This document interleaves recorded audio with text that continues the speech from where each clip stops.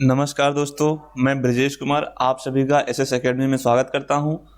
आज के सेशन में हम लोग यूपी कांस्टेबल के कुछ एक्सपेक्टेड क्वेश्चन के बारे में डिस्कस करने वाले हैं। तो शुरू करते हैं आज का सेशन और देखते हैं पहला क्वेश्चन। किसी कूट भाषा में 972 का अर्थ है स्टील इज स्ट्रांग तथा 298 का अर्थ है आयरन इज स्ट्रांग और 387 का अर्थ है आयरन इज स्टील। तो एंड के लिए कूट ज्ञात करें।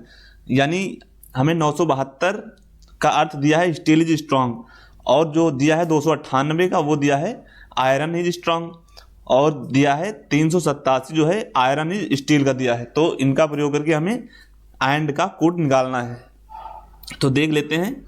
स्टील हो गया ये हमारा, steel is strong, steel is strong. इसका कूट दिया है 972, ये हो गया 972 और दिया गया है iron is strong, iron is strong, is strong. इसका दिया गया है 298, 298 और दिया गया है iron is steel, iron is steel. इसका दिया गया है 387। तो इनका प्रयोग करके हमें एंड का जो कूट है बताना है।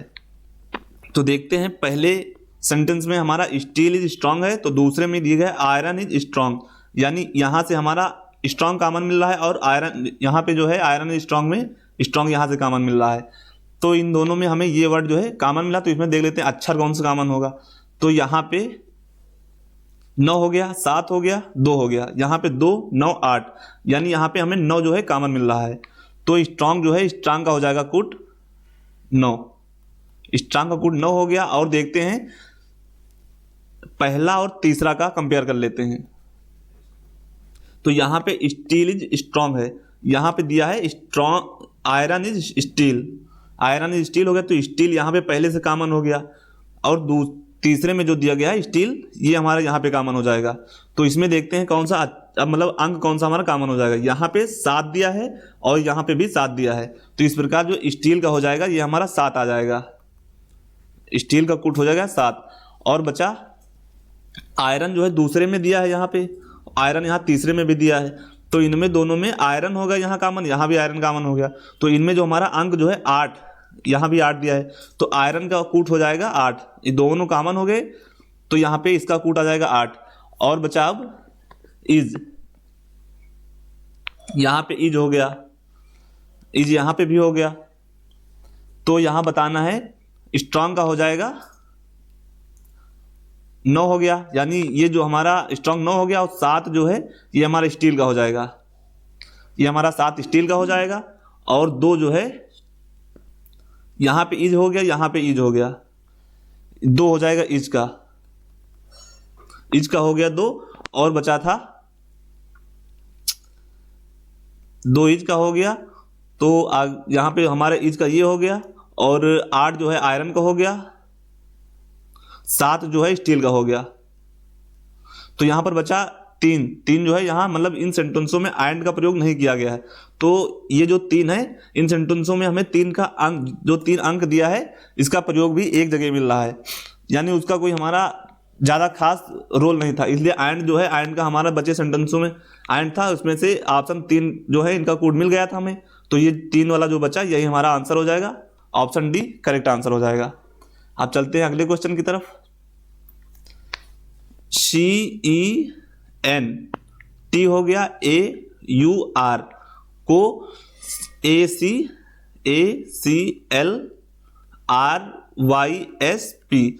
से कूटबद्ध किया गया है। तो होप को किस तरह कूटबद्ध किया जाएगा, यानी होप का जो है कूट क्या होगा वो हमें बताना है। तो CENTAUR दिया है, तो इससे हमें ये मिला और इससे हमें ये मिला, तो होप से क्या मिलेगा वो बताना है। तो C से A कैसे प्राप्त हुआ, यानी हम इसमें से -2 किए हैं। हम पहले इसकी प्लेस वैल्यू लिख लेंगे। 3 हो गया, E का हो जाएगा 5, N का 14 हो जाएगा, T जो है 20 हो जाएगा और A 1 हो जाएगा, U 21 हो जाता है, R जो है 18 हो गया। इसी तरह यहाँ पे 1 हो जाएगा, ये C हो जाएगा 3, L हो गया 12, R 18 हो जाएगा y जो हमारा 25 हो जाएगा, s 19 है, p जो है 16 हो जाएगा। यहां से हम 3 से -2 करेंगे तो हमारा 1 आ जाएगा। अब यहां भी हम -2 किए हैं तभी तो 3 आएगा। उसी तरह 14 से हम -2 करेंगे तभी हमारा 12 आ जाएगा। इस प्रकार जो आगे बढ़ता चलाएगा, यही सीरीज जो है आगे बढ़ती चली गई है। -2 करते चले जाएंगे, इसमें भी वही कर देंगे। h जो होता है हमारा 8 होता है, o 15 होता है, p 16 होता है। तो इससे -2 हम कर देंगे तो हमारा आ जाएगा 6। इससे -2 करेंगे तो हमारा आ जाएगा 13, और इससे करेंगे तो आ जाएगा हमारा 14। 6 जो होता है f का होता है, 6 हमारा f हो गया, और 13 जो है हमारा m हो जाएगा, 14 हो जाएगा n। तो देख लेते हैं f m n किस ऑप्शन में मिल रहा है। Option A p g d दिया है, तो ये हमारा ऑप्शन गलत हो जाएगा। ऑप्शन बचा बी हमारा करेक्ट आंसर हो जाएगा। यहाँ पे हमारा f m n मिल रहा है, तो हमारा ऑप्शन जो बी है करेक्ट हो जाएगा। चलते हैं अगले क्वेश्चन की तरफ। यदि p परसेंटेज q का अर्थ है p q का भाई है, q और दिया गया है ये विस्मयादि बोधक चिन्ह, q का अर्थ है p q की मां है, तो p स्टार q का अर्थ दिया गया है p q का पुत्र है। तो निम्नलिखित में क्या दर्शाता है कि c f की मां के भाई का पुत्र है। हम देख लेते हैं, p जो है परसेंटेज q, इसका अर्थ दिया गया है p q का भाई है, p q का भाई हो गया। अब दूसरा देख लेते हैं, ये जो दिया गया इसका रिलेशन दिया गया है p q की मां है, p q की मां, यहाँ पे मां हो गया। अब तीसरा रिलेशन हमारा जो दिया है p स्टार q, इसका अर्थ दिया गया है p जो है q का पुत्र है। तो निम्नलिखित को क्या दर्शाया जाता है कि c f की मां के भाई का पुत्र है। तो यहाँ पे c हो गया और f हो गया, यानी c जो है f की मां, यहाँ पे f की मां हो गई, तो f की मां के भाई का पुत्र, यानी f की मां होगी तो इसका भाई, इसकी मां का भाई ये हो गया हमारा, ये हमारा हो गया भाई का पुत्र है, यानी ये जो है इसका पुत्र है। तो इसके लिए हमें क्या यूज करना होगा इसमें, तो दिया गया है f हो गया हमारा, यहाँ पे c d e f इसमें यूज किया गया है, तो ये हो गया स्टार, स्टार जो हमें दर्शाया गया पुत्र, ठीक है। तो स्टार दर्शाया गया है पुत्र, तो ये हो जाएगा यहाँ पे d, ये हो गया d, ये हो जाएगा यहाँ पे e। तो d का पुत्र c है, ये हो गया हमारा, यानी c जो है d का पुत्र है। और e f यहां पे दर्शाया गया है, e और f जो इसका भाई था ना, e का भाई d था, तो यहां पे परसेंटेज आ गया हमारा। और आगे दिया गया है e f, यानी जो है f e का पुत्र था, e जो है f की मां है, यानी मां के लिए हमें ये वाला चिन्ह आएगा। तो यहां पे f हो गया, e हो गया, उसके बाद में ये हमारा चिन्ह आ गया, उसके बाद f आ जाएगा। तो इस प्रकार देखते हैं हमारा कौन सा ऑप्शन सही हो जाएगा। ऑप्शन ए हमारा गलत हो गया, ऑप्शन बी जो है वो हमारा गलत हो जाएगा, ऑप्शन सी जो दिया गया है वही हमारा ऑप्शन सही हो जाएगा, यानी ये जो है हमारा ऑप्शन सी से मैच कर रहा है। इस प्रकार हमारा ऑप्शन सी करेक्ट हो गया। चलते हैं अगले क्वेश्चन की तरफ। निम्न के संबंध में सही आकृति का चयन करें। शब्द जिनमें कोई स्वर नहीं है, शब्द जिनमें ज्यादा से ज्यादा एक स्वर है, और दिया गया है शब्द जिनमें दो स्वर हैं। यानी एक शब्द दिया होगा जिसमें एक भी स्वर नहीं होंगे, और दूसरा शब्द दिया होगा जिनमें एक स्वर हो सकता है, और जो अन्य दिया होगा उसमें एक से ज्यादा स्वर हो सकते हैं।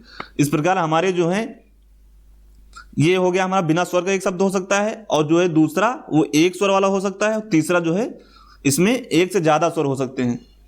तो मतलब एक से ज्यादा स्वर जो होगा उसमें एक भी स्वर हो सकता है ना, तो एक स्वर वाला इसके अंदर होगा, इसमें एक स्वर हो सकता है और एक से ज्यादा भी स्वर हो सकते हैं, यानी दोनों जो है एक दूसरे के अंदर होंगे। एक स्वर वाला जो है दूसरे स्वर के, जैसे ये वाला हो गया हमारा बड़ा वाला दो स्वर वाला हो गया, तो इसके अंदर एक स्वर आ सकता है ना, तो इसके अंदर हमारा एक स्वर वाला आ जाएगा, और बिना स्वर वाला जो बाहर हो जाएगा उससे अलग हो जाएगा। तो इस प्रकार हमारा ऑप्शन जो है मैच कर रहा है, तो ऑप्शन ए करेक्ट आंसर होगा। अब चलते हैं अगले क्वेश्चन की तरफ। निम्नलिखित प्रश्न नीचे दिए गए आरेख पर आधारित है। यानी ये जो हमारा आरेख दिया गया है इसी पे हमें यूज करके जो इनका उत्तर देना है।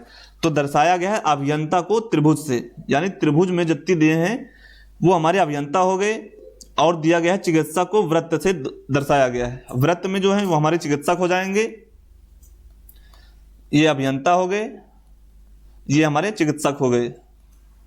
और दिया गया है वास्तुकार को आयत में, आयत जो हमारा दिया गया है इसमें वास्तुकार हैं। तो पूछा गया है, क्वेश्चन 1 दिया है ऐसे कितने अभियंता हैं जो केवल चिकित्सक हैं, यानी ऐसे कितने अभियंता हैं जो केवल चिकित्सक हैं। वृत्त जो है हमारा चिकित्सक वाला है, ये हमारे चिकित्सक हो गए, टोटल चिकित्सक जो हो जाएंगे। उसके बाद इसमें दिया गया है केवल जो अभियंता जो केवल चिकित्सक, यानी अभियंता हमारा त्रिभुज में दिया हुआ है, त्रिभुज वाला ले लेंगे, और वृत्त जो है चिकित्सक को दिया गया। तो चिकित्सक और अभियंता में जो दोनों में कॉमन हो वही हमारा हमें बताना है। यानी त्रिभुज में हमारे यहाँ एक कॉमन हो गया और वृत्त में भी हमारा एक कॉमन हो जाएगा। यानी ये जो है एक केवल एक व्यक्ति ऐसा होगा जो अभियंता भी हो सकता है और चिकित्सक भी हो सकता है। तो इस प्रकार हमारा ऑप्शन ए 1 दिया हुआ है, हमारा ऑप्शन 1 करेक्ट हो गया। अब दूसरा क्वेश्चन देख लेते हैं, ऐसे कितने अभियंता हैं जो चिकित्सक हैं, यानी ऐसे कितने अभियंता हैं जो चिकित्सक हो सकते हैं। तो इसमें चिकित्सक भी हो सकता है, अभियंता भी हो सकता है, और जो है वो वास्तुकार भी हो सकता है। यानी जो हमारा तीनों में कॉमन हो दोनों, मतलब कितने अभियंता और कितने अभियंता जो केवल चिकित्सक हैं, ये हो गए हमारे चिकित्सक, ठीक है। और चिकित्सक के अंदर जो है हमारा अभियंता हो गए, यहाँ पे 1 हो गया अभियंता, ये हो गया, यानी 1 और 2, दोनों में 1 और 2 कॉमन हो जाएंगे, तो इनको दोनों को जोड़ देंगे तो हमारा 3 आ जाएगा। ऑप्शन बी हमारा जो है 3 दिया गया है, तो ऑप्शन बी हमारा करेक्ट हो गया और बाकी सब गलत हो जाएंगे। अब चलते हैं अगले क्वेश्चन की तरफ।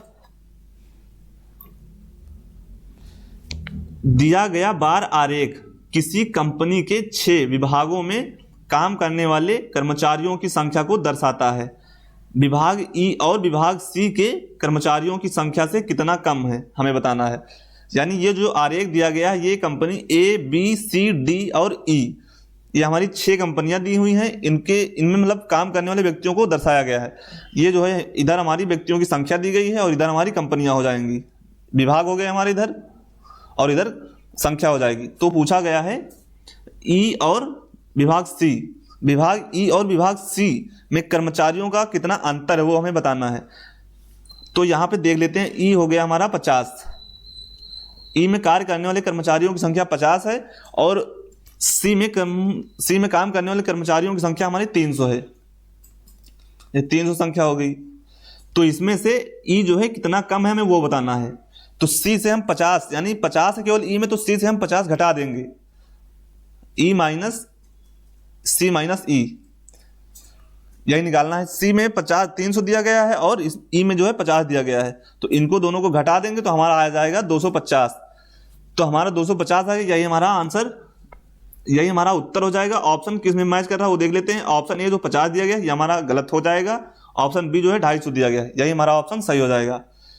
तो ऑप्शन बी हमारा करेक्ट हो गया। अब चलते हैं अगले क्वेश्चन की तरफ। 40 लड़कियों की एक पंक्ति में जब कोमल अपने बाएं 4 स्थान खिसकती है तब बाएं से उसका स्थान 10 बन जाता है। यानी कोमल पहले जहां थी वहां से वो 4 स्थान बाएं खिसकती है, तो उसका स्थान जो बाएं से 10 बन जाता है। रीना के दाएं से स्थान क्या होगा यदि कोमल मूल स्थान से दाएं तीसरी है, मूल स्थान से तीसरी है। तो हम इनका प्रयोग करके देख लेते हैं। यहां पे मान लो ये होगी कोमल, अब यहां से वो अपने 4 स्थान बाएं खिसकेगी, तो कोमल जो है ऐसे बैठी है इधर को मुंह करके, तो इसका बायां जो इधर हो जाएगा, इधर हमारा बायां हो जाएगा। बाएं 4 खिसकती है तो ये हो जाएगा 10, इसका स्थान 10 आ गया। यानी जो है यहां पे 4 खिसकेगी तो 10 हो जाएगा, यानी ये 4 जो है इसमें जोड़ देंगे तो यहां पे दाएं से हो जाएगी, ये हो जाएगी हमारा 14, दाएं से 14 हो जाएगी।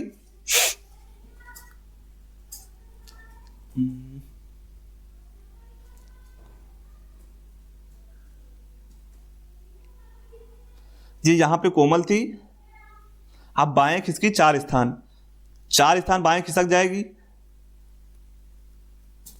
तो इसका स्थान जो है 10 आ जाएगा, 10वां स्थान आ गया।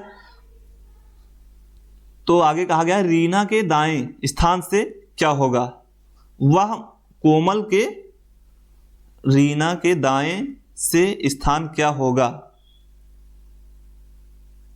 क्या होगा यदि कोमल मूल स्थान से दाएं तीसरी है, ये हो गया मूल स्थान, इससे जो है तीसरी है, 1 2 3, मतलब 3 स्थान इधर हो जाएगा तो ये हो जाएगा 14 यहां पे थी प्लस इसमें 3 कर देंगे तो ये हो जाएगा 17, हमारा 17 आ गया। अब टोटल संख्या थी 40 टोटल संख्या थी, इसमें से हम 17 घटा देंगे, 17 घटा दिए तो हमारा बचा 23 बच गया, 23 बच गया, ये हमारा स्थान हो जाएगा। ये हमारी व्यक्तियों की संख्या यानी 23 व्यक्तियों की संख्या आ जाएगी। तो स्थान निकालने के लिए व्यक्तियों की संख्या से एक और जोड़ देते हैं एक्स्ट्रा तो हमारा आ जाएगा स्थान। देख लेते हैं जैसे जैसे यहाँ पे एक व्यक्ति था और यहाँ पे है, एक यहाँ पे है, एक यहाँ पे है, तो इनके बीच केवल यहाँ से जोड़ेंगे तो ये 3 स्थान आ गए, यानी टोटल व्यक्तियों की संख्या जो है इसमें 4 है। तो स्थान निकालने के लिए इसी तरह एक जोड़ देंगे तो हमारा आ जाएगा, तो 23 में एक जोड़ देंगे ये हो जाएगा 24, तो 24 आ जाएगी। हमारा ऑप्शन ए में नहीं दिया गया है, ऑप्शन बी भी नहीं दिया गया, ऑप्शन सी जो दिया गया 24, तो ऑप्शन सी हमारा करेक्ट आंसर हो जाएगा। चलते हैं अगले क्वेश्चन की तरफ। निम्नलिखित में से कौन सा वेन आरेख शाकाहारी भेड़ियों और बाघों के बीच के संबंध को सबसे अच्छा दर्शाता है, यानी भेड़िया और बाघ दिए गए हैं और कुछ जानवर जो है शाकाहारी दिए हैं, तो उनमें कौन सा सबसे अच्छा संबंध दर्शाएगा वो हमें सिलेक्ट करना है इनमें से। तो भेड़िया हो गया और हो गया बाघ, ये दो जो होते हैं मांसाहारी होते हैं, ये हो गया मांसाहारी, और शाकाहारी जानवर दिया यानी वो मांस नहीं खाता, वो केवल शाकाहारी ही है। तो दो ये हो गए, भेड़िया हो गए, ये बाघ हो गए, यानी ये दोनों मांसाहारी हो सकते हैं, मांसाहारी होते ही हैं, तो ये दोनों मांसाहारी होते हैं, ये वाला हो गया, ठीक है। और जो शाकाहारी है वो सबसे अलग होगा, तो ये सबसे अलग है। इस तरह हमारा ऑप्शन सी करेक्ट हो जाएगा। अब चलते हैं अगले क्वेश्चन की तरफ।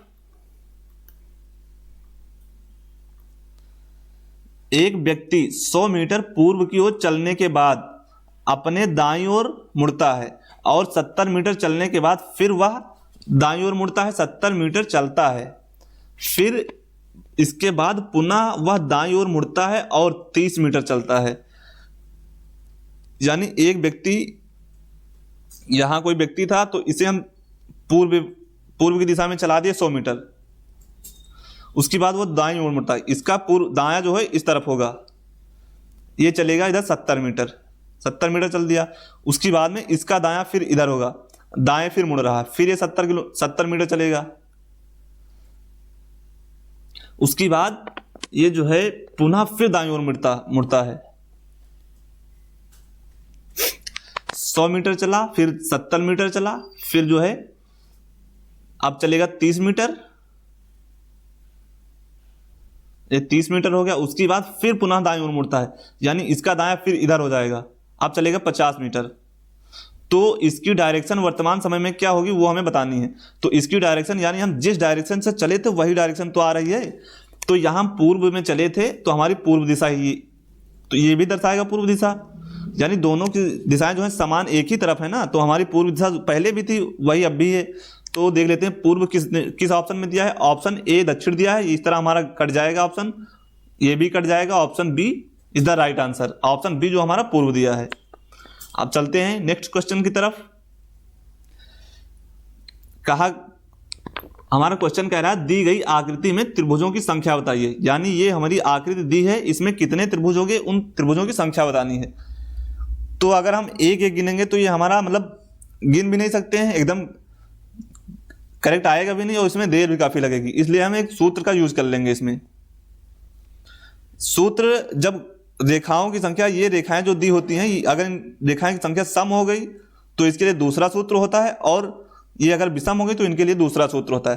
तो सम रेखाओं के लिए हम पहले सूत्र देख लेते हैं, n into N plus two 2n plus 1/8।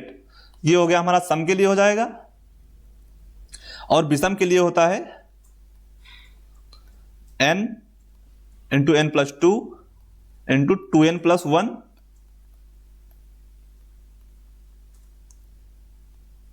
2n plus 1 हो गया, और यहां पे हो जाएगा -1/8। ये हो गया हमारा विषम के लिए। तो इसमें देख लेते हैं रेखाएं कितनी, 1 हो गई, 2 हो गई, 3 हो गई, 4 और 1 ये मिला के 5, यानी यहां पे हमारी संख्या विषम आ गई। 5 जो है विषम संख्या है, तो हमारा ये वाला सूत्र लग जाएगा इसमें।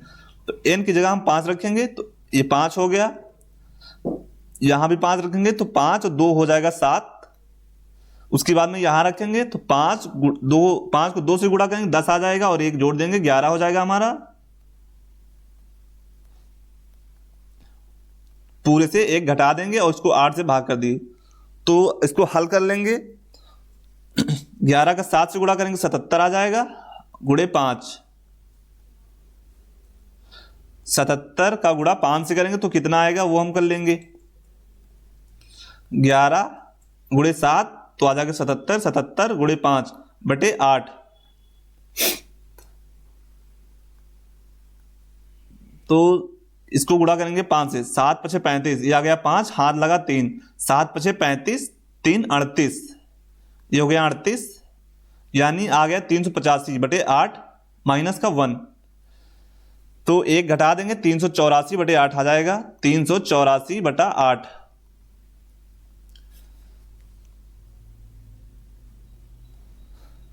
तो 8 से काट देंगे, 8 चौक 32, यानी ये 4 बार में कट गया, तो यहां पर बचा 6, तो 6 बच गया, तो 6 और यहां पे हो गया 64, 8 × 8 = 64, ये आ गया 48। 48 हमारा ऑप्शन ए में नहीं दिया गया है, सी में भी नहीं दिया है, बी में भी नहीं दिया है, ऑप्शन डी में दिया गया है, तो हमारा डी ऑप्शन सही हो जाएगा।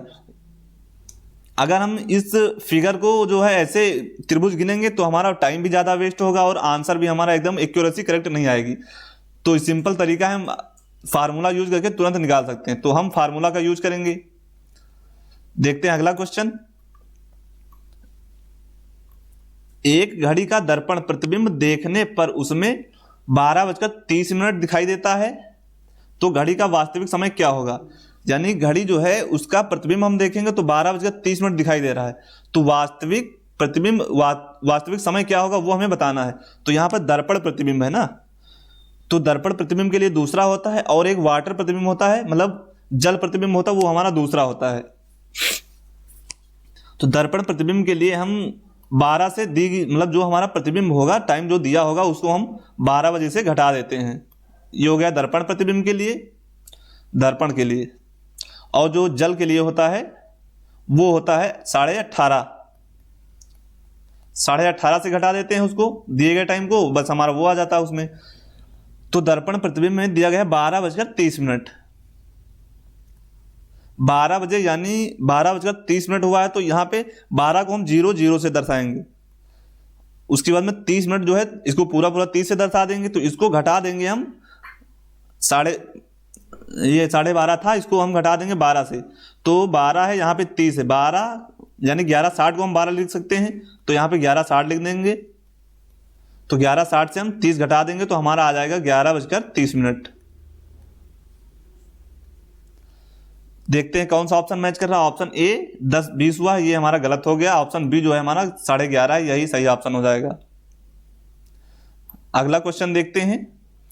दी गई उत्तर आकृति में से उसका चयन करें जिसमें प्रश्न आकृति निहित है।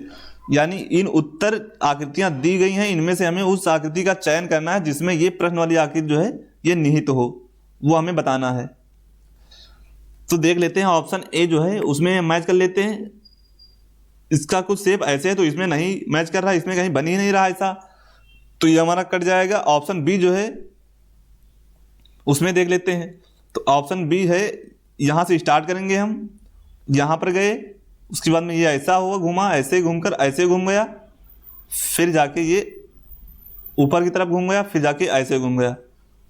ये जो आकृति हमारी पूरी इसमें मैच कर रही है।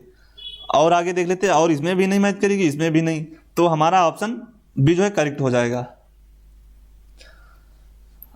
चलते हैं अगले क्वेश्चन की तरफ। इसमें भी वही सेम पैटर्न उसमें जो अलाउ हो तो इसमें भी यही होगा, यानी उत्तर आकृति जो है दी हुई है उसमें प्रश्न में कौन सा पैटर्न पूरा करेगी। चारों आकृतियां दी हैं, इन आकृतियों का कौन सा होगा जो इसमें ये प्रश्न आकृति दी है इसको पूरा कर देगी। तो देख लेते हैं, ये जो हमारा इधर घूमा है, यानी इस वाले फिगर में ऐसे घूमा था तो इसका जो है उल्टा घूमा था ये, तो इसमें ऐसे घूमा था तो अब इसका उल्टा जो है ऐसे घूमेगा, इसका उल्टा ऐसे घूमेगा। और यहाँ पे पूरी लाइन थी तो इस प्रकार हमारी ये जो है ये लाइन पूरी पूरी इधर जुड़ जाएगी, ये लाइन पूरी जुड़ गई। और आगे देखते हैं, इसमें हमारा इससे कुछ दर्शाता ही नहीं, ऐसे मैच करता ही नहीं, तो ये दो बचे हैं, तो इसमें से देख लेते हैं। अब ये वाला जो है इसका प्रयोग करके देख लेते हैं। ये वाला यहाँ पे था और ये मिडिल में घूम रहा है, इससे कोई मतलब ही नहीं, तो ये जो है हमारी रेखा पे हमारा टच कर रहा था। ये वाला फिगर है छोटी वाली, ये हमारी रेखा पे टच कर रहा था ऐसे, तो हमारा ऑप्शन बी जो है मैच कर रहा है। ऑप्शन बी हमारा करेक्ट आंसर हो जाएगा, ऑप्शन बी। तो आज के सेशन में इतना ही रखते हैं, अब मिलते हैं नेक्स्ट क्लास में।